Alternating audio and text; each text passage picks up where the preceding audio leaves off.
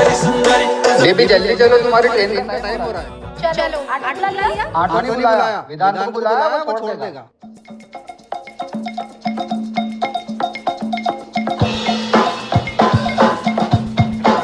ठीक है आप घर निकल जाओ, मैं चली जाऊंगी। नहीं, जब तक ट्रेन नहीं जाएगी मैं यहीं रुकूंगा।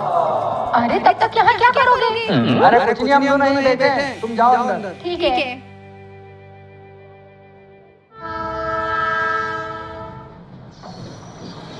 वाह यार भाई, तू तेरी बीवी कितना ख्याल रखता है यार। मतलब जब जब भाभी जी स्टेशन छोड़ने आते हैं तब तक ट्रेन चली नहीं जाती, जब तक तू यहीं खड़ा रहता है। अरे भाई बात ये